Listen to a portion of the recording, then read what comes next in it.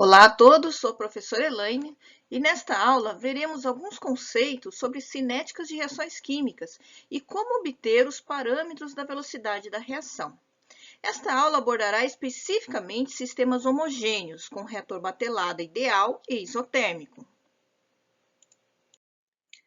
Como referência principal, recomendo o livro de Cálculo de Reatores do Fogler e que está disponível no site da minha biblioteca da UFPR, cujo link direto está disponível aqui.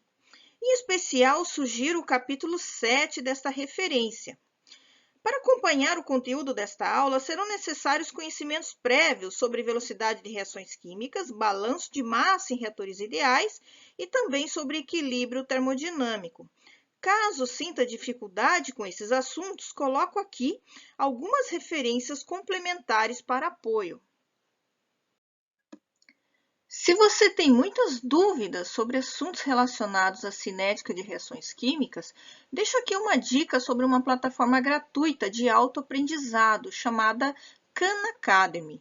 Esta plataforma contém uma grande variedade de assuntos diferentes e também uma biblioteca de vídeos e artigos sobre cinética de reações químicas, que é bastante interessante e pode te ajudar muito. Para usar a plataforma, basta fazer um cadastro com login e senha e depois, na ferramenta de busca, digite cinética de reações químicas e terá à sua disposição o conteúdo deste assunto. É bastante interessante e eu recomendo. A cinética química envolve determinar a velocidade com que reagentes são consumidos e produtos formados em uma reação química. A velocidade é uma expressão algébrica e sua determinação é quase sempre experimental, ou seja, depende da realização de experimentos bem controlados e bem definidos em um laboratório. A velocidade da reação normalmente é expressa em mols da substância química que é consumida ou formada, por unidade de volume do meio reacional e por unidade de tempo. Já para reações com catalisadores sólidos, reações heterogêneas, as unidades da velocidade da reação geralmente são expressas como mols de substância química consumida ou formada, por unidade de massa de catalisador e por tempo. Para obter os parâmetros cinéticos que definem com que velocidade os reagentes são consumidos e os produtos formados, podemos seguir as seguintes etapas ou passos. Passo 1. Postule uma lei de velocidade de reação. Passo 2. Selecione um tipo de reator e faça o balanço de massa molar nesse reator. Passo 3. Faça simplificações. Passo 4. Colete os dados experimentais no reator escolhido. Passo 5. Aplique os métodos de obtenção desses parâmetros cinéticos. Vamos ver em mais detalhes à frente. Passo 6. Avalie o ajuste ao modelo proposto. E passo 7. Caso os dados experimentais não se ajustem adequadamente ao modelo proposto, volte ao passo 1. Cada um desses passos será explicado com mais detalhes. Vamos começar pelo passo 1, que nos diz para postular uma lei de velocidade que represente a reação estudada. Uma lei de velocidade é uma relação que nos dá a velocidade de consumo dos reagentes e formação dos produtos. Temos aqui alguns exemplos de expressões para reações químicas homogêneas e também para reações heterogêneas. Observe a diferença entre elas. O termo RA é uma representação muito comum da taxa de consumo do reagente A. Vamos focar aqui na apresentação da expressão de velocidade apenas para reações químicas homogêneas. Seja uma reação genérica, representada aqui pelos reagentes A e B, e pelos produtos C e D, tal como mostrado aqui. Sendo que os coeficientes Azinho, Bzinho, Czinho e Dzinho são os coeficientes estequiométricos da reação balanceada. Nesta expressão, temos que a relação direta de formação dos produtos C e D é regida por uma constante de velocidade direta que eu chamei aqui de Kd. E a reação oposta, reação inversa, é regida por uma constante chamada aqui de Ki.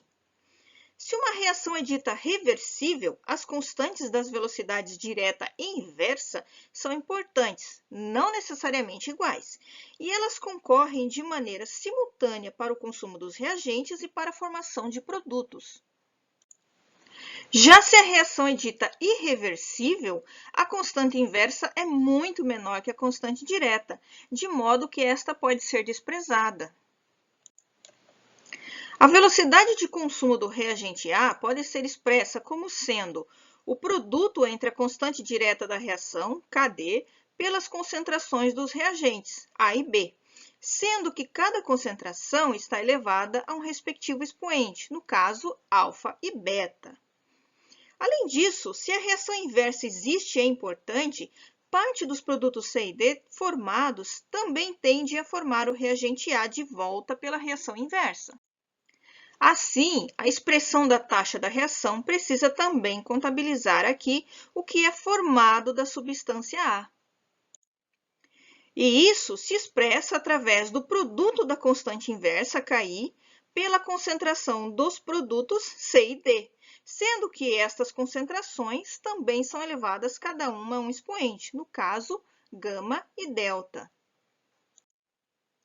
Os valores numéricos desses expoentes definem o que chamamos de ordem da reação, e as unidades das constantes K direto e K inverso mudam em função dos valores dos coeficientes, ou seja, em função da ordem da reação. Lembrando que se esta é a primeira vez que você ouve falar sobre esses assuntos, recomendo consultar as referências citadas lá no início, pois esta é uma aula de revisão de conceitos básicos sobre cinética de reações químicas e não pretendo deduzir formalmente as expressões aqui apresentadas. Resumindo, então, na expressão da velocidade da reação, o alfa, beta, gama e delta são expoentes numéricos adimensionais das concentrações, e esses expoentes são chamados também de ordens da reação em relação aos reagentes A, B e produtos C e D. Ou seja, a reação é de ordem alfa em relação ao reagente A, de ordem beta em relação ao reagente B e assim por diante.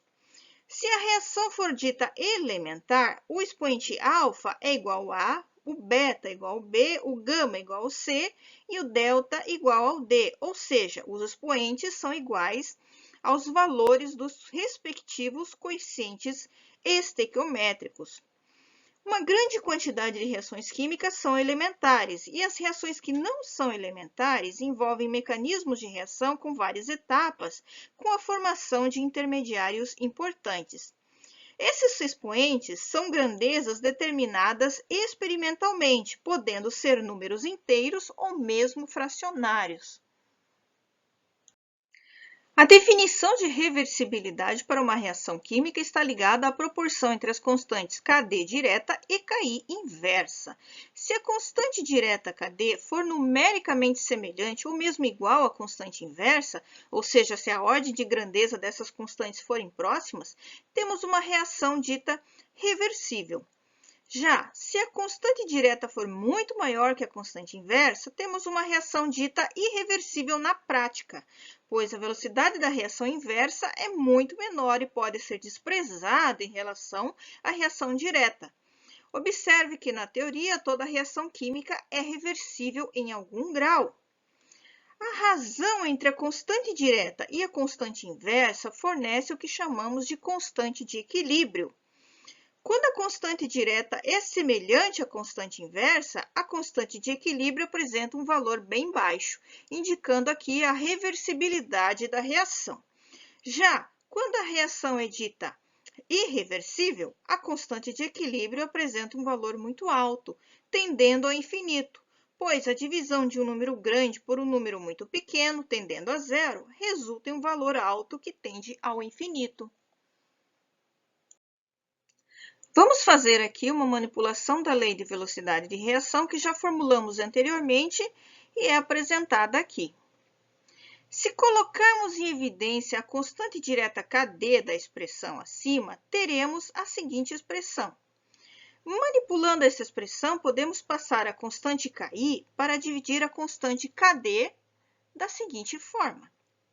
E isto evidencia a presença aqui da constante de equilíbrio, que é a razão entre a constante direta pela constante inversa. Observe que se o KE, a constante de equilíbrio, for muito grande, o segundo termo da expressão tende a zero e este pode ser desprezado, resultando em uma expressão de reação irreversível.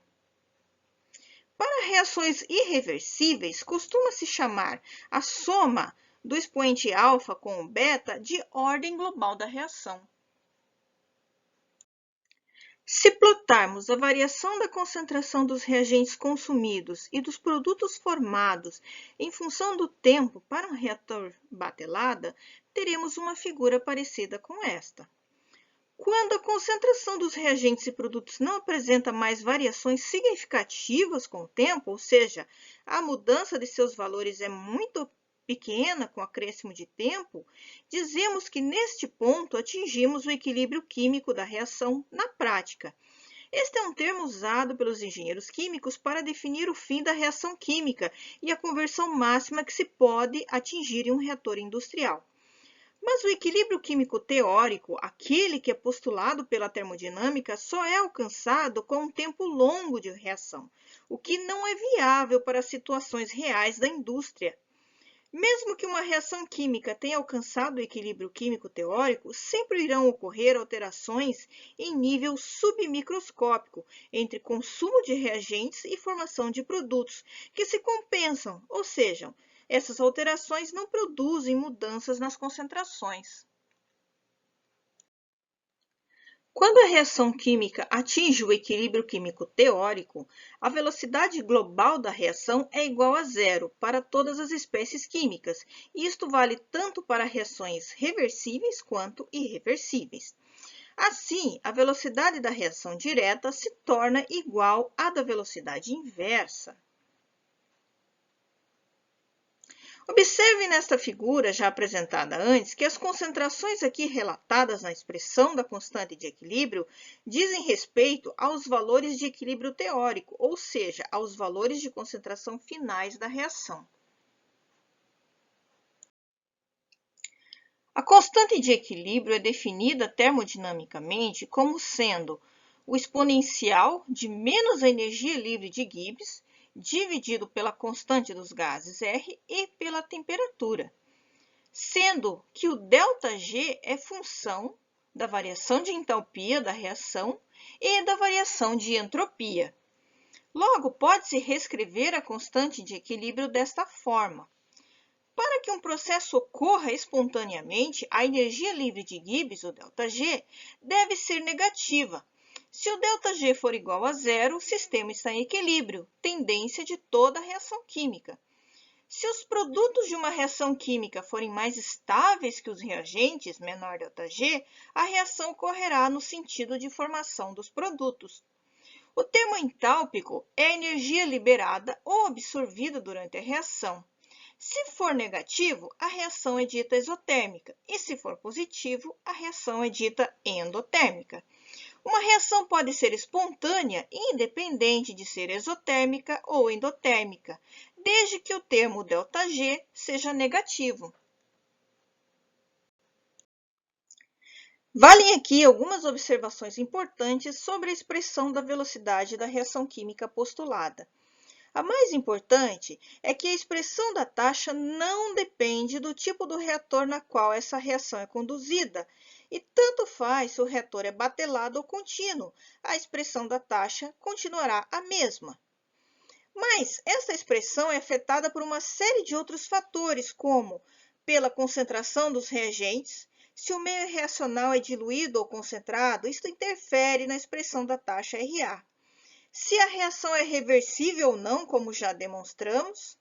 Depende também do estado físico dos reagentes, se é sólido, líquido ou gasoso, bem como do estado cristalino ou amorfo dos sólidos, além do fato dos reagentes estarem ou não em solução. Neste caso, a natureza do solvente pode afetar a velocidade da reação. A expressão da taxa depende da temperatura, bem como da pressão do sistema para reações gasosas, além da presença de catalisador, de luz, eletricidade e também de produtos da reação. A constante da reação K, ou velocidade específica da reação, não é verdadeiramente uma constante. Ela depende da temperatura do meio reacional, como também pode ser afetada pela presença de catalisador, da pressão do sistema para reações gasosas, da força iônica e da presença de solventes.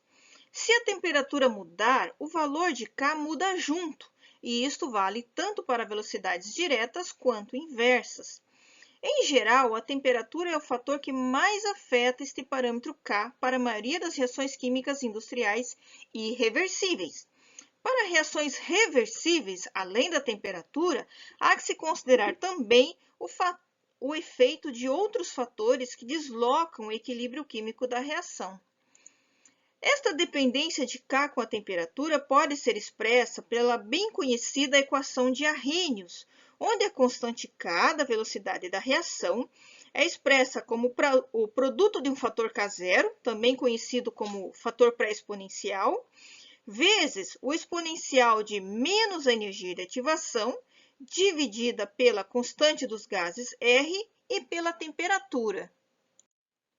Esta expressão pode ser linearizada aplicando o logaritmo em ambos os lados da equação, resultando em uma equação de reta do tipo ln de K igual a ln de K0 menos a energia de ativação sobre a constante R vezes 1 sobre a temperatura.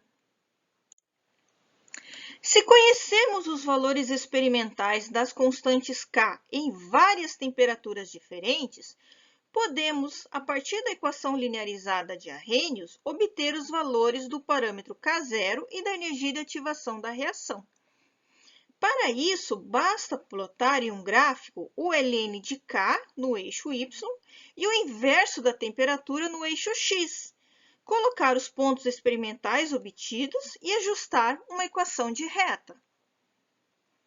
A energia de ativação se obtém da inclinação de reta e o parâmetro K0 do coeficiente linear. Cabe aqui uma observação. O fator K0, na realidade, é fracamente dependente da temperatura, mas este efeito pode ser desprezado para pequenos intervalos de temperatura. Existem outras equações na literatura que têm sido empregadas para descrever a dependência da lei de velocidade com a temperatura, mas a equação de Arrhenius ainda é a mais utilizada. Arrhenius chegou a esta expressão empírica através da observação de dados experimentais linearizados, tal como mostra o gráfico. Reescrevendo então a expressão da taxa com a dependência da temperatura, ficamos com esta expressão para uma reação irreversível. Outra observação. Cuidado ao usar os valores experimentais da energia de ativação e do K0 em simulações de reatores onde pretende-se investigar o efeito da temperatura sobre a reação em amplas faixas de variação de temperatura. Se os valores de temperatura simulados forem muito diferentes dos valores da temperatura usados para obter a energia de ativação e o fator K0, pode-se incorrer em erros. Veja o gráfico ao lado.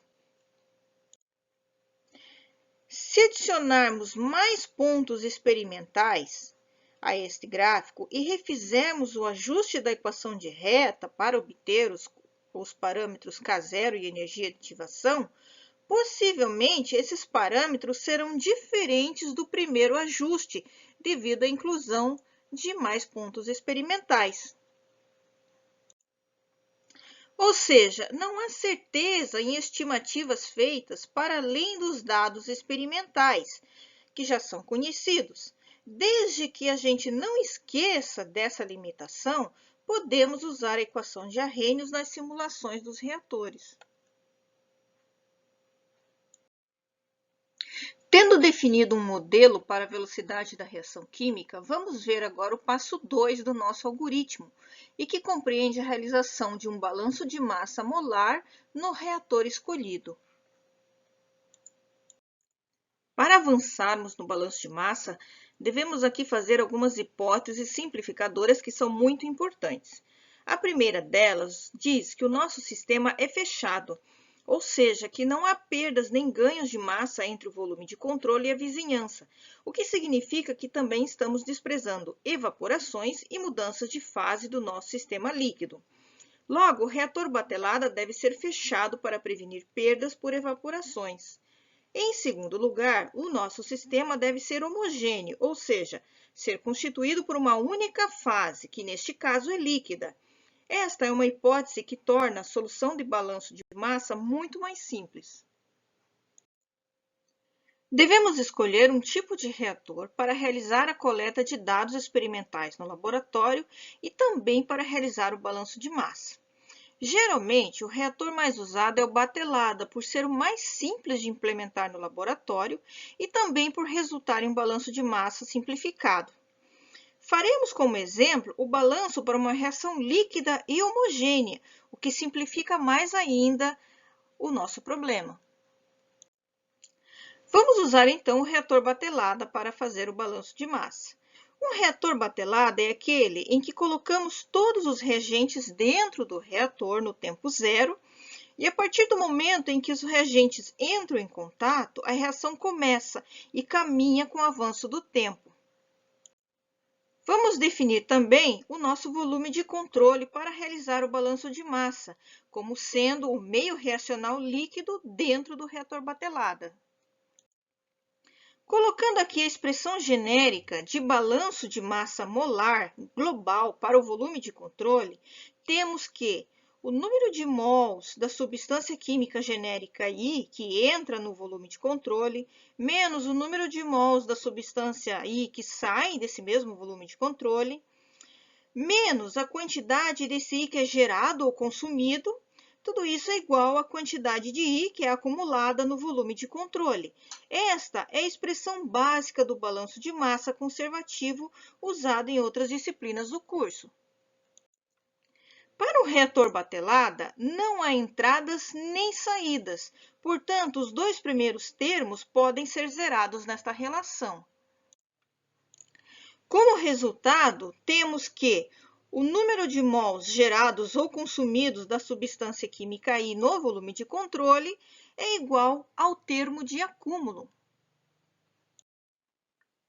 A quantidade da substância química I gerada ou consumida no volume de controle se deve à velocidade de consumo de reagentes e formação de produtos, ou seja, se deve à taxa de reação química, sendo esta quantidade representada pelo somatório ou integral da taxa da reação da substância I sobre todo o volume de controle V. Já o termo de acúmulo, por definição, é a variação ou taxa do número de mols da substância I com o tempo no volume de controle, sendo esta taxa representada por uma derivada. Para resolver esta relação de uma forma simples, vamos adotar mais algumas hipóteses simplificadoras. A hipótese 3 nos diz que o reator batelada adotado é de mistura perfeita ou ideal. E o que isso significa mesmo? O que é um reator batelada ideal?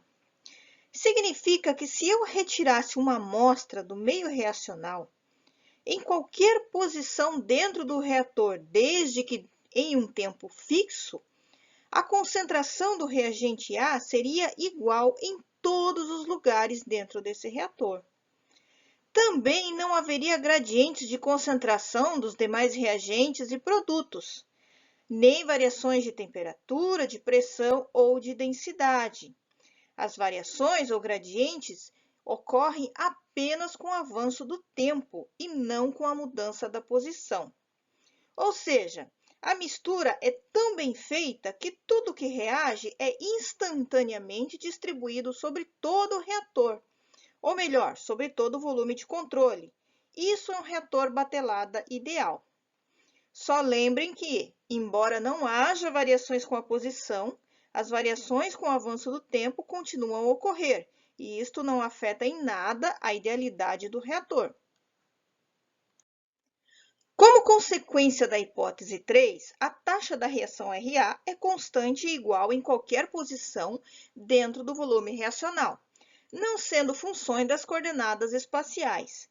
Lembre-se que podemos escrever o volume V em função das coordenadas x, y e z. E se a taxa RA não depende de x, y e z, podemos tirá-la da integral desse volume V, já que ela não é função do volume. Agora, integrando o termo dV no volume de controle V, ficamos, como resultado, com o próprio volume V.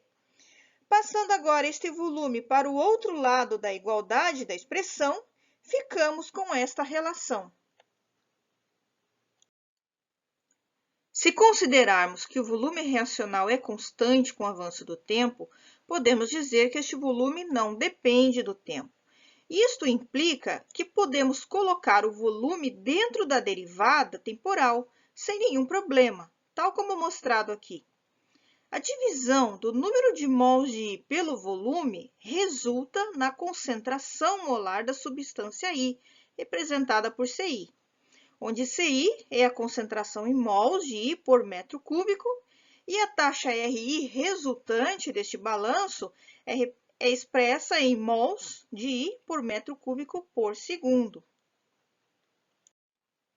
Esta é a expressão final do balanço de massa molar sobre o reator batelada, obtida após a aplicação das hipóteses simplificadoras. Lembrem-se que esta expressão só foi obtida mediante a aplicação dessas hipóteses e só é completamente verdadeira e válida se essas hipóteses forem implementadas no reator no laboratório. Agora, uma questão bastante importante é sobre como manter esse volume reacional constante com o avanço da reação. Bem, primeiro podemos pensar em evitar mudanças de fase e também em reduzir ou evitar ao máximo as perdas experimentais do meio reacional líquido, o que, dependendo do método analítico que for adotado, isso pode ser bastante complicado. Sabemos também que o volume é função da densidade. Logo, se a densidade do meio reacional não pode se manter constante com o tempo, teremos aqui um problema. Portanto, a densidade do meio reacional não pode se alterar com o avanço da reação. Isso quer dizer que a densidade da mistura de reagentes não poderá ser muito diferente da densidade final da mistura de produtos ao final da reação, o que na prática funciona bem para um bom número de reações químicas. Além disso, se a temperatura do meio reacional não for mantida constante e se houver uma grande variação ao longo da reação, a densidade e, portanto, o volume reacional também não serão constantes. Logo, manter o sistema isotérmico ajuda a manter a hipótese 4 válida. Mas observem que sempre vale uma análise da situação com bom senso. Mesmo que ocorram variações do volume pelas razões acima citadas, se estas variações forem muito pequenas, elas poderão ser desprezadas e o volume poderá ser considerado praticamente constante, não afetando o balanço de massa obtida e nem as análises que virão desse balanço de uma forma significativa. Chamo a atenção aqui para o fato de que, se o reator escolhido fosse de outro tipo, como o CSTR, por exemplo, a equação final do balanço de massa seria diferente, tal como esta aqui apresentada. O desenvolvimento passo a passo dessa expressão, bem como de outros tipos de reatores, poderá ser encontrado nas referências citadas lá no início. Este assunto também é abordado nas disciplinas de cálculo de reatores químicos. Passo 3 do nosso algoritmo para determinar os parâmetros cinéticos K, alfa, beta, K0 e energia de ativação da expressão da taxa da reação. Tendo a equação do balanço de massa e o modelo cinético, faça algumas simplificações do modelo, visando facilitar o seu uso nas etapas posteriores. Veremos aqui 3 situações que facilitam e simplificam a expressão da velocidade da reação. São elas: quando temos que as concentrações iniciais dos reagentes no tempo zero são iguais, quando os coeficientes estequiométricos dos reagentes A e B são iguais, e, por último, um método de obtenção de dados experimentais chamado método do excesso. Para aplicar as simplificações, precisamos antes relembrar rapidamente algumas relações de cinética química. Seja uma reação genérica aqui do tipo A mais B, resultando em produtos, onde esse Azinho e o Bzinho são os coeficientes estequiométricos. A variação da quantidade do número de mols do reagente A durante a reação pode ser expressa como sendo a quantidade inicial de A, o Na0, menos a quantidade atual do Na, sendo esse Na o número de mols de A. Da mesma forma, para B, a variação do número de mols de B é expressa como a quantidade inicial de NB, NB0, menos a quantidade atual de NB. Sabemos também que a variação do número de mols dos reagentes e produtos segue a razão pelos coeficientes estequiométricos, tal como apresentado aqui. Logo, podemos reescrever que a variação do número de mols do reagente A em relação ao número de mols do reagente B se dá por esta relação aqui, sendo ponderada pelos respectivos coeficientes estequiométricos. Assim, o número de mols do reagente B pode ser escrito através desta expressão. Havendo dúvidas sobre como obter essas expressões e se elas realmente chegam a esses valores, sugiro pegar lápis e papel e tentar refazer no caderno. Agora, se o volume de controle do meio reacional for constante ao longo de toda a reação, podemos reescrever esta expressão em função das concentrações molares desta forma aqui. Esta expressão nos mostra como podemos escrever a concentração de um reagente em função de outro, desde que se conheçam os coeficientes estequiométricos. Agora, pegando esta última expressão e substituindo lá na expressão da velocidade de reação química, ficamos com esta seguinte relação final. Agora, com essa expressão, vamos ver alguns casos que podem torná-la mais simples para trabalhar nos nossos modelos adiante. A primeira simplificação envolve situações onde a concentração inicial dos reagentes na reação estudada é igual, ou seja, o CA0 é igual ao CB0. Vamos pegar a nossa velocidade de reação que foi obtida anteriormente, onde a concentração do CB foi expressa como uma função da concentração do CA. Vou pegar essa expressão e apenas abrir este termo no parênteses, desta forma.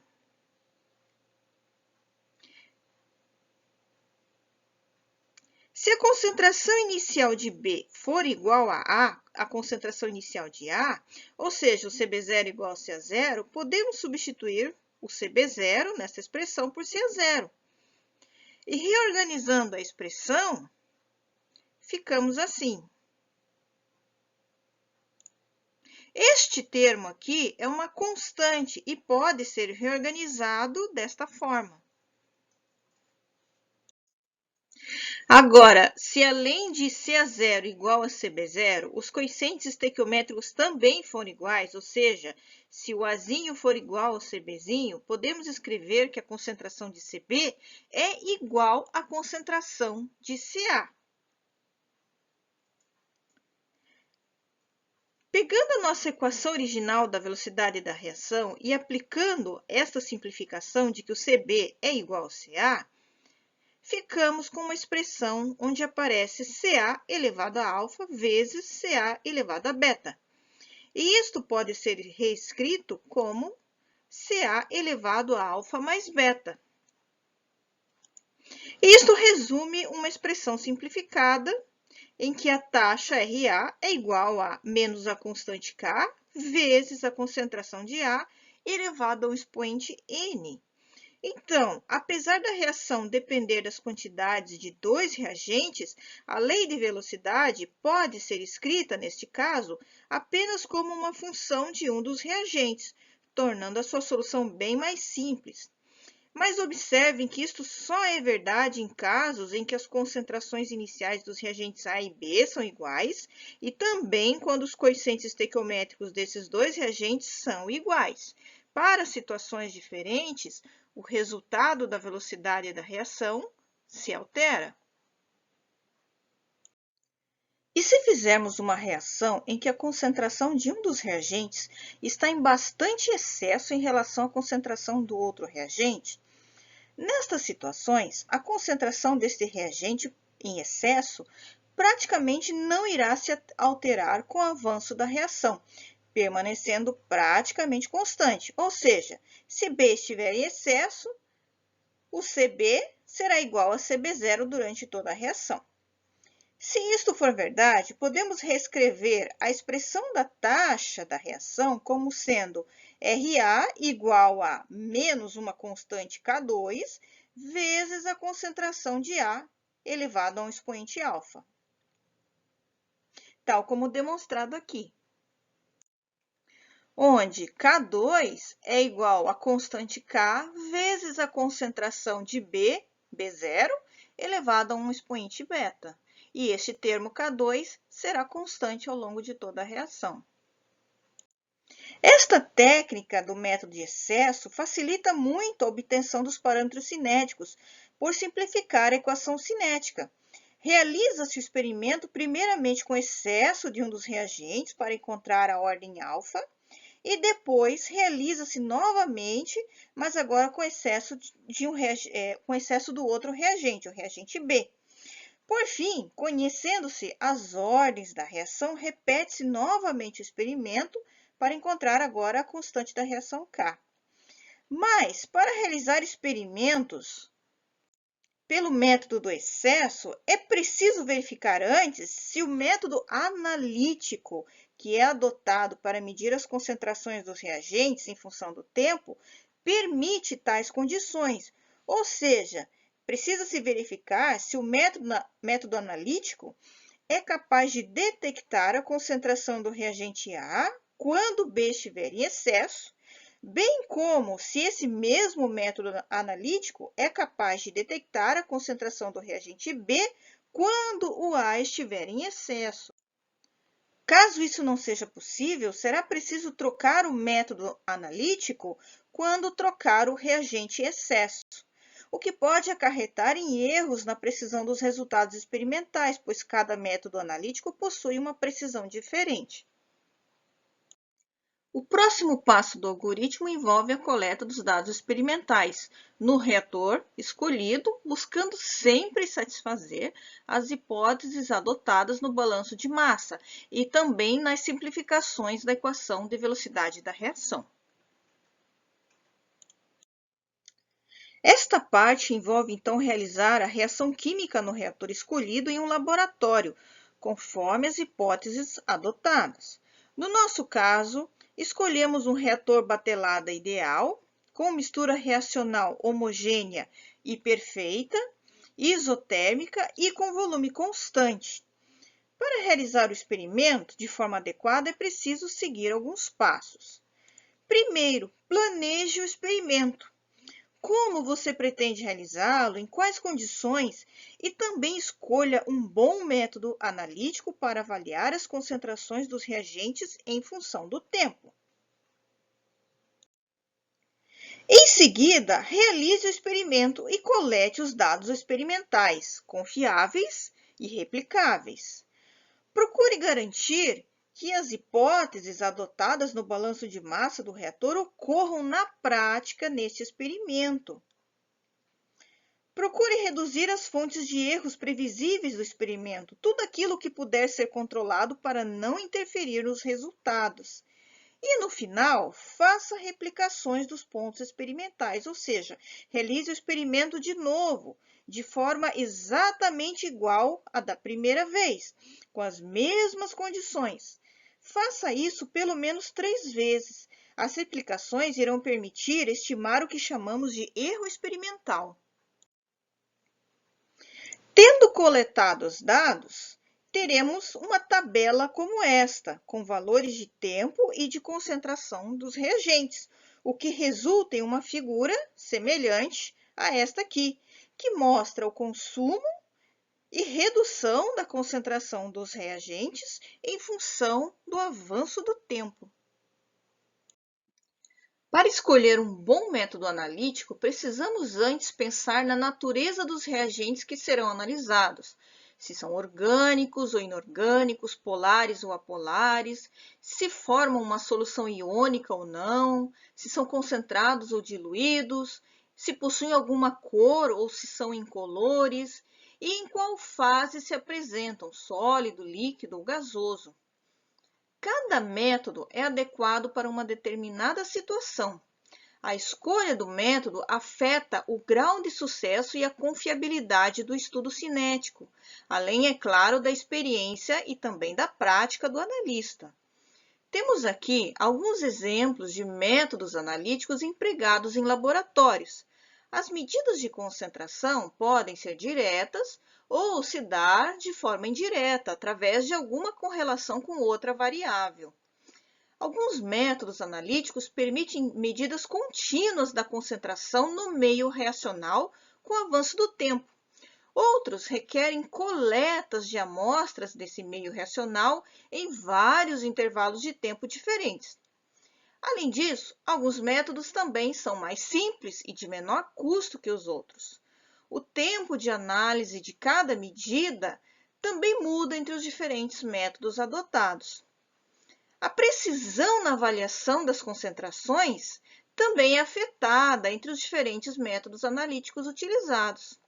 Então, a escolha de um bom método analítico, confiável e disponível para você, com equipamentos calibrados, faz toda a diferença para a obtenção de dados experimentais confiáveis. No estudo da velocidade de reação, é indispensável reunir dados experimentais seguros e confiáveis. Utilize sempre equipamentos calibrados recentemente.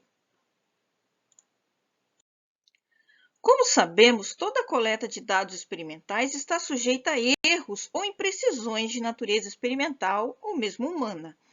Se repetirmos o mesmo experimento nas mesmas condições e nos mesmos valores de tempo, os valores coletados não devem ser iguais. Por isso, é importante avaliar a qualidade dos dados obtidos e o tamanho, digamos assim, do erro experimental associado a esses dados. Para isso, precisamos das replicações que falei antes.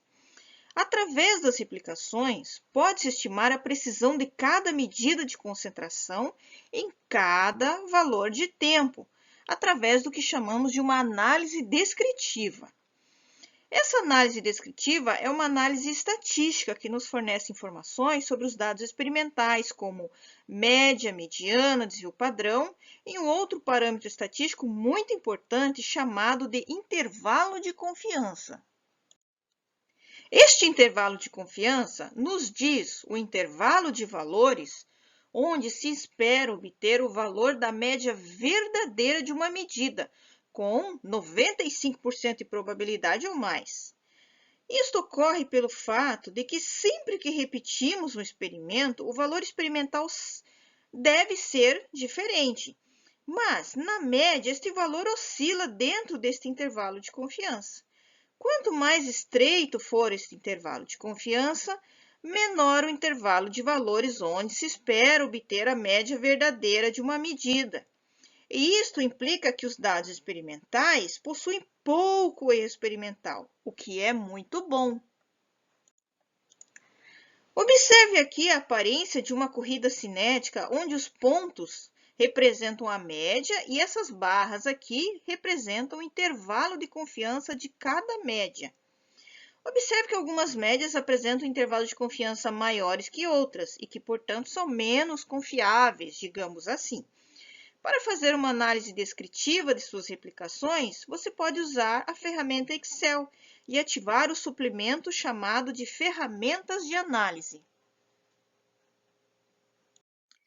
Por final, os passos 5 e 6 envolvem aplicar diferentes métodos para encontrar os valores dos parâmetros cinéticos da velocidade da reação química, ou seja, os valores dos parâmetros K, alfa e beta para um reator isotérmico.